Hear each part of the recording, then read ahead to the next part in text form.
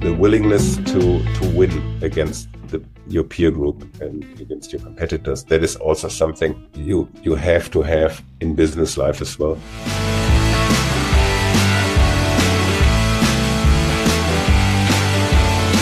Welcome and welcome back. Florian, good morning. How are you doing?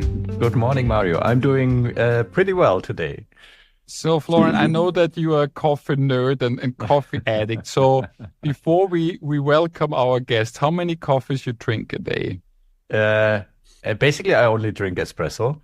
And Still coffee? Still coffee, yes. And I stopped drinking espresso at 3. When I was younger, I enjoyed my after-dinner coffee at 10. But then I learned that it might have some influence on my quality of sleep. So but how many? Earlier. Because we need to see six. Okay, so there's definitely room to grow for our next guest if everybody drinks 6 coffee. So please let me welcome the founder and CEO of the biggest coffee shop chain in Germany. And surprise, surprise, that's not the CEO and founder of Starbucks, because in Germany, the number one is Coffee Fellows. Coffee Fellows has 260 units with the main brand, 26 units with a sub-brand called Campus Suite. Then they just acquired 25 units of Wayne's Coffee, which will be converted into Coffee Fellows. We're going to talk about that. Then they run 8 hotels, 2 more to build. And then we have altogether 120 million system sales, 10 million EBITDA, 9 countries, 150 partners. So a lot of numbers, but let's welcome Stefan Tewes. Hello, Stefan. Welcome. Hello, Mario. So I want to travel back with you, Stefan, to the founding year, 1999. And we always like to talk in this podcast about Schwellenangst. And for you as a German, I don't need to explain it, but we have more than 50% listeners outside of Germany. And Schwellenangst means the fear of threshold and borders. Basically, all entrepreneurs have that at least once before they set up their business, when they still are in a comfortable job. You have been in a job at Roland Berger, and you and your wife had these crazy ideas to set up a coffee shop, the first in Leopoldstraße. I remember that. I lived back then in Munich.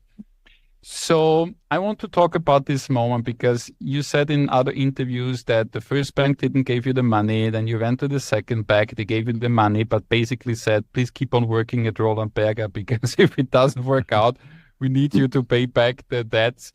How was the feeling back then of naivety, entrepreneurial risk, Schwellenangst, also as a couple, because you made this decision as a couple, still married, I think that's a good sign. So how did that feel back then, 1999, Stefan? Probably, as always and as it is natural, there is a feeling of being scared and being afraid to jump over that threshold. But at the end of the day, I was pretty much decided to become entrepreneur one day. So I knew I will have that fear. Mm-hmm. It just depends on when I will have it. So I decided after 5 or 6 years at Roland Berger, I at least could afford the first part of the shop. Mm-hmm.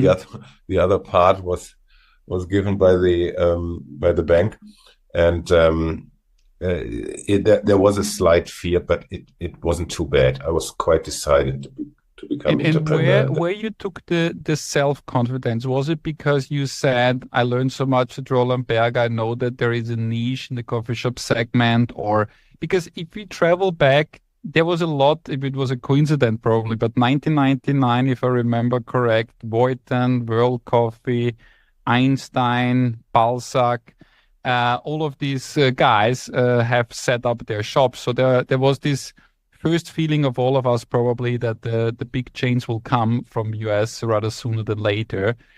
So have you been sure that there is a niche and an opportunity in this coffee, or did you think you can do it better? Or what gave you the confidence to say it needs me to do that, or it needs us because you've been together with your wife? Where did you get that confidence?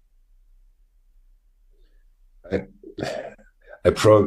was respectful of what was due to come, that Starbucks and others will enter the market. But on the other hand, I felt motivated seeing Starbucks in London and in the US, and saw that there is a niche, a new market segment opening up, and that other competitors at the same time rush into the market segment is, on the one hand, something you can be afraid of. On the other hand, it supports your opinion that the market segment seems to be attractive. And probably at the end of the day, it is the restaurant business is a business where you have to succeed in the long run, and where you have to compete hard. And it is not a like ice cream business in a small shop. That is the winner takes it all business. Cafes and coffee shop can coexist with other brands on the same high street, the same airport. Would normally find 2 or 3 or 4 brands, and therefore it is not that detrimental that competitors arise. It's rather, as you said, confirming, because there's like a lot of entrepreneurs who always, when we talk to them, think you need to discover that one idea which nobody else has. But most of the time, there's a reason why nobody else has this idea. So it is, as you said, quite convincing if there is 6 other strong entrepreneurs around Germany betting on more or less the same product. But still a big coincidence. And most of them died over the years or merged. There's not a lot of these guys left in the original peer group. Long last standing Stefan. Stefan, you scaled up to become the biggest coffee chain in Germany now. During this period, did you face any struggles or doubts in regards of speed, or did you, looking back to that journey, was there a moment where you said, okay, this was a very tough time? And if so, how did you overcome them? It was several times. There were hard times during that period. It started off that the beginning, the first shops were much more difficult than I expected. It started with the acceptance of non-smoking, of self-service, which appeared to be much more difficult than I expected. Then the extremely tough competition of the bakery chains in Germany, which I have not foreseen in that. So I when I looked at the business in UK and US, there are no bakery chains. Obviously, I knew that this would be a different issue in Germany, but I did not expect the bakery chains as strong as they finally turned out to be. And then we did a few mistakes, like taking over a small competitor, and did a bad job in merging them and integrating them, and that always had an effect on our profit and loss statement or cash account, and there was several times hard periods for me with sleepless nights. But when was this small competitor taking over? When did you take that over? Like in which year? And what went wrong? 2007 or 2008. So what can we learn from this? Because you also have succeeded in successful in integration recently with Campus Suite and hopefully with Wayne. So it's always good to learn from the ones we didn't work out. So looking back, what mistakes did you make in integrating or not integrating well that small competitors you took over? What was it? I think there was one mistake with the financial sort of, with just the business case, because we calculated it was a €1 deal. We took over existing debt, which we neglected a little bit, and we added additional debt with a second sort of leasing rate, because we took out all the existing furniture and put in new furniture and found a leasing bank who financed everything. So at the end of the day, we had to pay 2 leasing rates per month for each shop. And the second mistake was that we expected sales go up 20%, and sales went down 20%, because we switched service to self-service, and people didn't find their original favorite drinks. And and the third mistake was that we did not test it in the switch to our brand in one shop, and sort of saw what we have done. We just decided to do all 25 shops in a row without testing the switch of the brand. Too self-confident back then, probably. Florian, sorry, you wanted to ask something. Yeah, because I need to go back, Stefan, sorry, to the situation with the bakeries, because today you are successful. So I think, or I can imagine you gained some drive, even though you had those doubts and struggles in the beginning. So can you walk us through this process, how you actually managed these bakeries, and as a competition that you say, okay, I can still do it? I think what we learned over the years was that the bakery competition is not on the same level depending on the location. It is a very tough competition in smaller and medium-sized cities. It is a less a competition in big cities, particularly cities where tourists stroll or where hotels are around. And it is even more a less competition in all travel segments. So we focused on the latter, on the travel segment and on the big cities with tourists, and had to neglect a little bit the medium-sized cities. So, but that means you really understood early stage where you can beat them and where you have a risk, and you focused on the, let's call it, easier wins.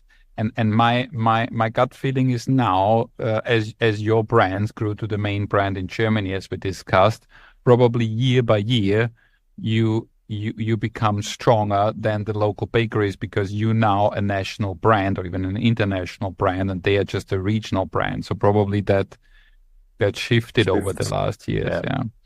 I heard in one interview, I'm not sure if I remember correct, Stefan, but I remember that you said after the great success of Leopoldstrasse in Munich, you opened the second store in Düsseldorf, which failed. And then you said, okay, let's try it again and see if it goes positive or negative.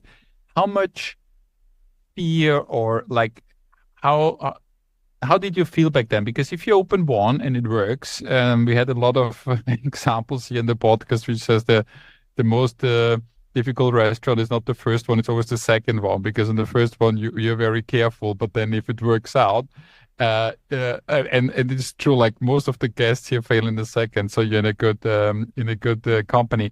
So how was it back then? Why did you fail, and what can we learn out of that, or what did you learn out of that? Of the second one? Yeah. That was a location mistake, massive, a massive mistake in picking the location. It was a underground. It's so Metro. It was not on the ground floor. It was a basement shop without a terrace. Even not without a terrace in the food mall, in the common area. So it was a very difficult shop. It was not a corner shop where normally say nowadays just can pick corner shops. So we did all mistakes in one spot. It was the only promising thing was it was Königsallee in so the letterhead famous. So the address fooled you. The address fooled you. But now with like almost 300 stores altogether, how you avoid now picking the wrong location? Because I know it's like the more you do, yes, you get your feeling, but what's your recommendation for people out there who scale fast now, because you also scale fast? What can we do to avoid picking wrong locations? Is there a secret formula? What do you apply? Do you have 4 principles? Do you go with data? Do you go with gut feeling? Because you're one of the fastest growing coffee shop chains, and you also must make mistake. But how do you avoid them? Always sticking to the channels which are successful. So even the best location in a medium-sized city is difficult if the bakery is next door, and the population of that city just wants the baker and not the coffee shop. So this is what we learned first, that we have to stick to the channel and then to the location criteria. Like it must be a corner, it must be a terrace with sun, must have at least 100 or 150 shops, square meters, and must have a certain relation to the sales. The rent must not be too expensive. You are now, Stefan, an international brand, and you even made the step over to the US. You found a franchise partner there. You have even a freestander there. How is it now to become international? What fears do you face if you leave your country, if it's just across the pond or in other countries? But if you leave your home turf and start exploiting new markets, I think you have to adapt a lot. You have to think about a lot. What struggles and problems did you face back then? It's in a certain way, it is very similar to the time where we started 25 years ago. Sometimes feels that you really know your mistakes only after you did them, and you do not really expect such difficulties when entering a market like Netherlands, which is next door, very similar type of population, at least expected from our side. And then we stapled mistakes as in the early days. But you probably have to accept these mistakes in these countries.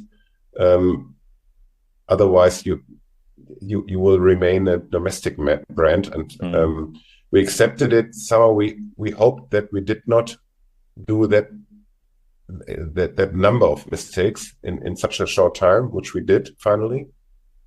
In certain countries, we did less mistakes than others, but it was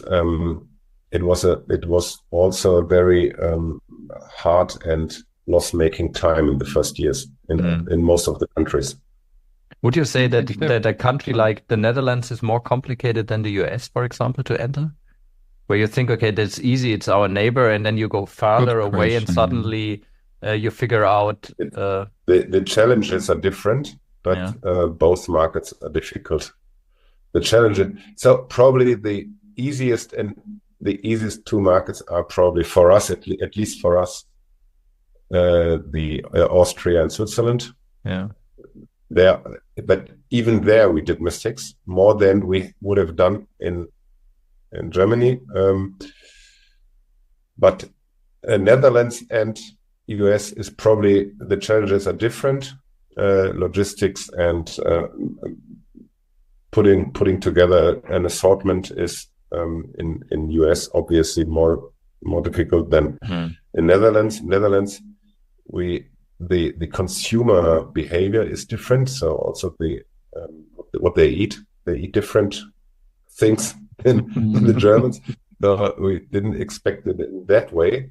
I can confirm that, Stefan. Now living 7 years in Amsterdam, it's a different animal. But if you now have to come up with, because we did a lot of international panels together on growth, etc. if you need to come up with, like, say, 2-3 ground rules of brands who want to go international, if somebody calls you and says, Stefan, you told in this podcast you made so many mistakes, you burn so much money, let me benefit from that. What's 2-3 ground rules of going international? Or if you set up a new concept, what would you do different, or which ground rules would you apply on growing international? Probably would stick to the rule hard franchise only, so no own capex. The second is probably invest more in people who support the search process, so sort of agents which do exist in the meantime, which we more or less expanded with a trial and error. The first interested party got the contract and was supported, but sometimes was the wrong person. And the third is not grow slow, not too fast, because if you do one shop, you can remodel every process and look at the mistakes you've done, and if you do the second after a year, you are more likely not to do the same mistakes again as if you do it 1 week later. Stefan, you're one of the biggest believer probably of franchising, because if you look at your total portfolio, you probably only run a handful of real corporate stores. So you were always depending on partners, and you have 150 partners. You probably have big ones and small ones. Why are you such a strong believer in franchising? Was it really just your pragmatic way to scale because you didn't have the money, or was it really you believed in this entrepreneurial approach? What was it? Because there's a lot of chains who do the opposite, who say, I don't believe in franchising at all. I mean, a big example in our industry was always Pret a Manger. Now they changed the approach, but for 25 years they didn't do any franchising. Panda Express didn't do any franchising. Chick-fil-A didn't do any franchising. So Starbucks, your big competitor, does a lot of corporate stores and just a little franchising. What made you so believing in this model? It's a good question. Most of your examples were from the US, and probably the labor law is more difficult in Germany. So as a German company, we had to adjust to the German labor rules, and most of the, at least still in my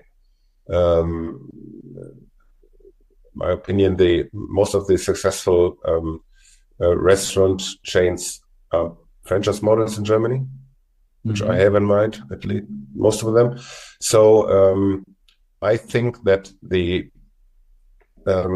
dividing the core tasks in leading the brand and securing the supply chain on the one hand, maybe also securing the locations. So that must be done by the central brand organization, but the local decentralized franchisee has advantages in staffing and in securing the cost of goods. So this principal division of tasks, I still believe, is a favorable solution for the German market.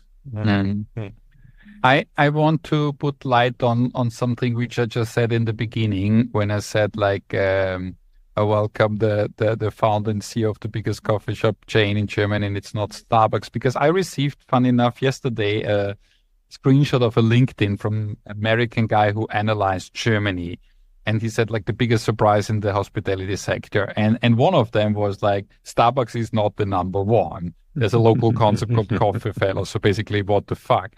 So I want to take that, Stefan, because you have a unique ownership structure. You and your wife still own, like, I think 78% of the company.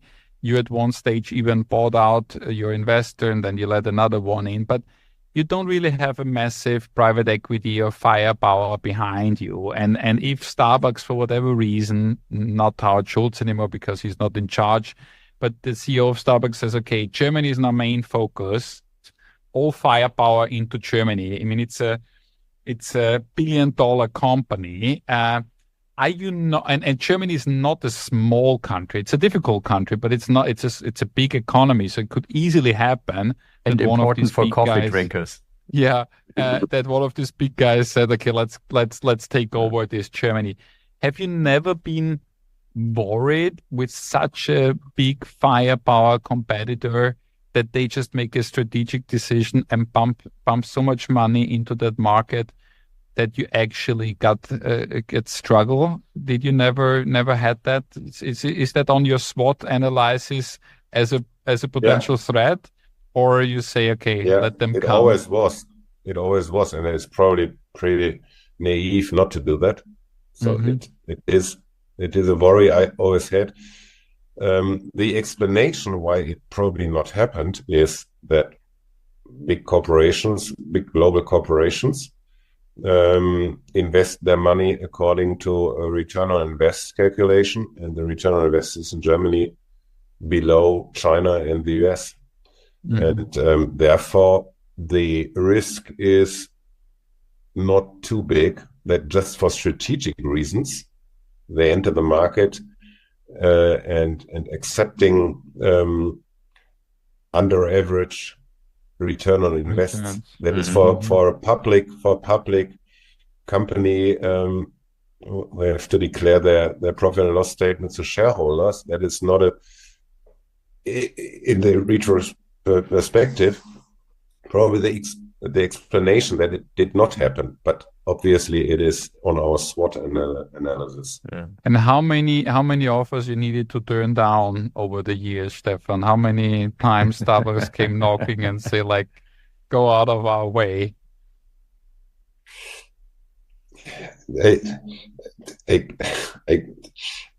Obviously, depending on the times and on the climate of transactions, there are periods where that happens more often than not Starbucks, but that happens more often than in other periods, like during Corona or during inflation. But you have to have a firm stance on where you want to go with your family business, and if you want to make the fast money, or if you are on a long run.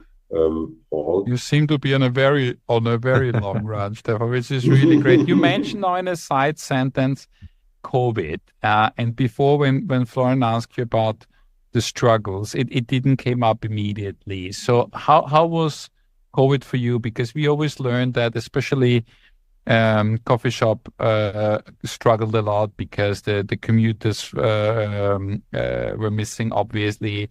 Airports were closed, travel hubs were closed, offices are still suffering. So how much, because COVID happened when you had like basically the size you have now, so not a small agile player. You've been quite a footprint already. How traumatic COVID was for you personally and for Coffee Fellows?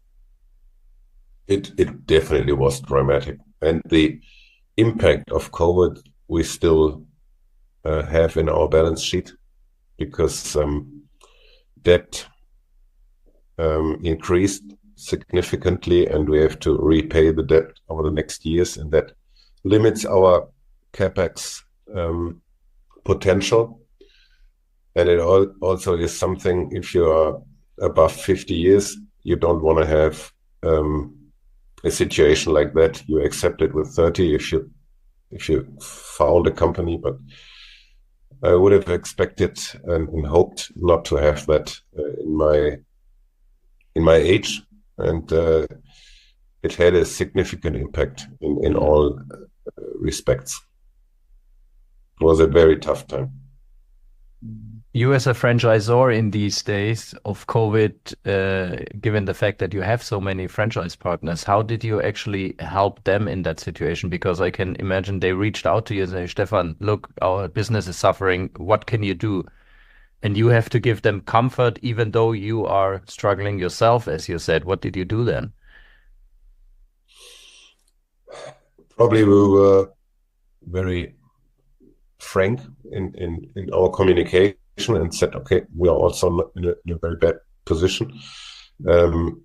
We when we look at the franchisees, we had two kinds of franchisees. One is the franchisee who just pays 5% of his sales as franchise fee, and if he doesn't have sales, he doesn't need to pay something. There is no minimum franchise fee, so it wasn't really a problem for between the two of us. The others were where we are having we are paying the rent and sub-rented to franchisees. So we did not ask them to pay the rent, but we didn't pay it ourselves, and we did the negotiations with the landlords and had a very close link to the franchisees because they obviously couldn't pay it either. But yeah, it was a partnership approach, and we were very frank to them, and we said, okay, we also have a problem. If we also cannot pay it, we all bear the risk that we get a cancellation of the contract in the worst case, but we didn't get a single one. And I do not know a single situation where a more or less solid company got a cancellation of the contract, termination from the landlord. They were all very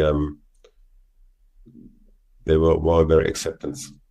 They had to be, and because they also saw, like, if they lose us as a tenant, it will be even more difficult to rent it afterwards. I want to go back to your career, which you had before Coffee Fellows and before Roland Berger. You were a hockey player, and you even joined Olympic. And if I read correct, you even have been part of the Olympic winners. And I would like to understand as an athlete, what did the entrepreneur leader Stefan learn from the athlete Stefan? Is there things we as entrepreneurs and leaders can learn from professional athletes? And if yes, what are the strengths and capabilities and the tool set of an athlete, which we can also apply by setting up and running our business? What did you learn from your sports career? Probably not. Probably to after defeat, after you lose a match, to stand up again. Because most of the sports of a sports career defeats. You do not win. There are not too many sports careers where you very, very often win. A normal sports career, you lose more often than you win. Yeah, it is a mixture, isn't it? I mean, there are times where, but look at Bayern Munich this year. They're all very highly paid professionals, but they have lost quite a series of matches. And I think somebody who is in sports who has to stand up after that and has to remotivate himself after defeat, and that is something which helps in business life as well. And obviously the willingness to win against your peer group and against your competitors, that is also something you have to have in business life as well. Yeah.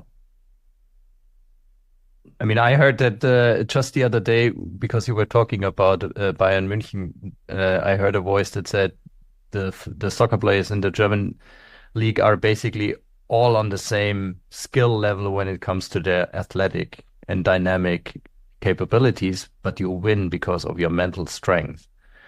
And I wondered if, when I heard that, if that also applies for entrepreneurs in a way, that there is a huge group of people who have or who might have the same skill set, but at the end and ultimately they win because they have the mental strength or some kind of spirit to actually proceed. Is that something that you, Good, looking back? interesting thesis. Yeah. It's an interesting thesis. At my time, 30 or 40 years ago, there was no mental coach in the top teams. Nowadays, every top team on the hockey sides and also on football, they have mental coaches, and that has a reason. And maybe in 20 years or 10 years, we'll also find mental coaches for entrepreneurs. And maybe you are right. I never thought about that. Good. And Stefan, we had another interview. It aired actually last week. It was with Katie, an entrepreneur from Dubai, a chocolate entrepreneur. And she said, as a advice, get yourself a work therapist, basically a sounding board, a coach, a mentor. Whom do you use in difficult times? Is it as easy as discussing with your wife/business partner, or does that even add more stress because you're in that together? Do you go to peers? Do you meditate? Do you run? Do you play hockey? What do you do in times of massive stress? And how do you, with whom do you discuss, and how do you get out of it? What's your approach in such situations? I think it is important to have a wife or two very close friends, or also on the advisory board, with whom I can discuss the core issues. But for me, sport in the evening is perfect relief and a way how to cope with stress. So even if it's just half an hour in the gym and doing some bicycling or something, that helps me. Is there anything that keeps you up at night right now, Stefan? Anything that worries you? There are very few instances where I had that in the last 25 years. Maybe it was 3 or 4 or 5 times, and then 3 or 4 nights each. So maybe it was 20 or 30 nights in the whole business life. But what about now, Stefan? Is there anything what worries you now in the overall context of your business, the world? Is there anything where you say like this really, maybe not up at night, but stresses you and say like this is really concerning for me?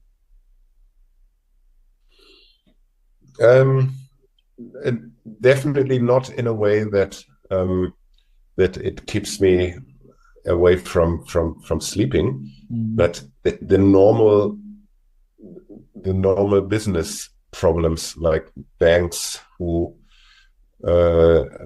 discuss with you the financing, and difficult franchisees and landlords who want to exchange the concept against another concept, or the normal terror of business life. But this you're used to over so many decades. This doesn't keep you up at night. I want to come almost to the end, Stefan. We always ask at the end our guests are entrepreneurs to give advice to entrepreneurs out there who struggle, because this podcast is basically from entrepreneurs for entrepreneurs, and it's about giving advice, giving example, giving the context that everybody struggles, which we heard from you, but from everybody else too. And if a young German entrepreneurs in our industry calls you up, or maybe even somebody you invested in or coach, and say like, I really like face tremendous difficulties. I don't know what to do next. I'm empty. I'm like, I hit the wall. What's your tool set on guiding these people out? What do you apply when you coach somebody in a difficult situation? How you get them out? What does a Stefan Tewes, as a wise man, give advice to entrepreneurs out there who don't see the light? Because you know that if you're in this situation, you said you had 3-4 nights restless sleep. So in that situation, it's very difficult to get perspective. So what do you do with these people who don't sleep and come to you and say, help, I need somebody?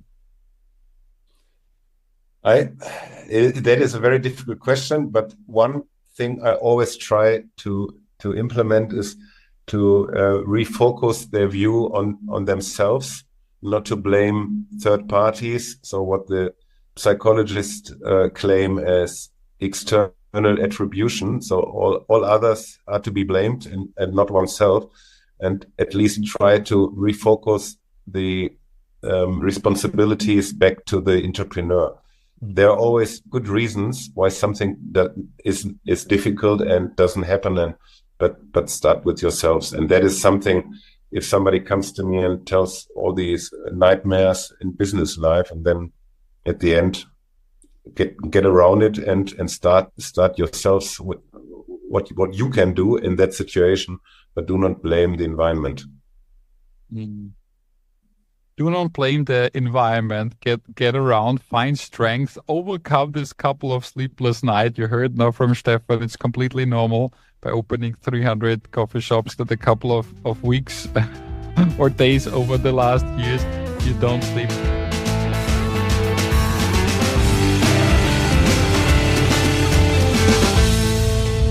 Mr. Coffee Shop Germany, Stefan Tewes. What a success story in such a big market, having a local hero as the number one. It's quite rare, and he's such a humble guy, huh, Florian?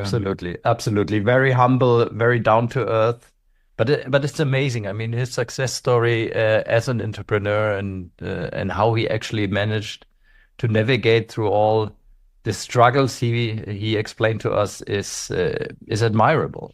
Very down and to over earth. such, I think it's also the grow slow, he gave us an advice, but I think it was also the advice to himself, because when you really check the rankings every year in the food service magazine, how steady coffee followers grow, and then the big takeover of Campus Suite, and then the cooperation with Duncan Rast and now Wayne's Coffee, and suddenly he has 300 stores and Starbucks has 150, and he dominates the market. And all of the other 6, which have been set up in the same year, 1999, which we mentioned, Voitan and Balzac and World Coffee and San Francisco Coffee Shop Company, they're all not around anymore. That's true. A very resilient guy. But what that, do you have on? Yeah, sorry. Yeah, that leads me exactly. That leads me to my first learning, because he said you can be scared of others in the market segment or motivated. And if I just come back to what you said right now, he obviously was very motivated. Yes, 100% and persistent, which is also incredible that he kept these owner shares together, because if you grow so big, normally you would expect that he's down to 10-15%, and he and his wife still controls 78%, not even a slight majority. What was also interesting, what we always forget when we look back, it was just a side comment, but I said, what was the difficulties at the beginning? And he said when they banned smoking in the coffee shops, because then the coffee drinking went down. It's great. Now from another world. 2024, it seems like another world when people smoke. But I remember back then what was a huge thing. And then, on a serious note, he said the bakeries, he underestimated the strong bakeries, the regional strong heroes as a competition. But then he's very analytic. He figured out in some situations he cannot win. Like he said, small cities, medium cities. But in other channels, as he called them, like travel hubs or bigger cities, it was easier for him to win. So he just said, stick to the channels which works. So very, very analytic. Absolutely. And what he also said, and what I wrote down, you know your mistakes only after you did them. Yes. It's a very clear statement, and you have to accept them. Exactly, you have to accept your mistakes. Accept them, and I think that's basically it's the sentence which described basically why we did this podcast, because it was really to how should I say, to uncover that myth that entrepreneurs, whatever they touch turns golden. Yeah. And it's just like, there will be mistakes, but you need to do them, and you need to get over that, and you need to move on. And he said that later when we talked about the sport. He said, like, you just need to win, basically. need to, after you lost, you just need to get up again and win. What's other things he had on the sports, Florian? Now which is quite logic. You lose more often in the sports than you actually win. There are only that was strong.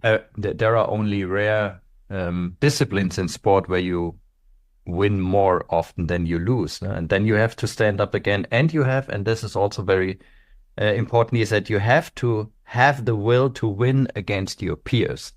Yes, I think also like a healthy competition. Yeah, I mean, we in our industry, we all friendly, but you say, look, Starbucks opened another 10, so let's open 20. Like this healthy, motivating competition is very important, and I really like that he abstracted that from his career as an athlete. I mean, he's not just been an athlete; he has been in the Olympic winner. It's a gold medalist. Yeah, gold medalist in hockey. What I also had from this international growth, because I have spent quite some time with him on several panels around the world in conferences, and always about international growth, because he's already in 9 countries. And what he said, like the golden rules grow internationally only with partners. So he's a clear believer in franchising and partnerships. Second advice was invest more time and get help in finding the right partners. He also said back then there was not enough professional brokers or consultancies out there who help with the partner search, but now there are, and he definitely would listen to that advice. And then grow slow.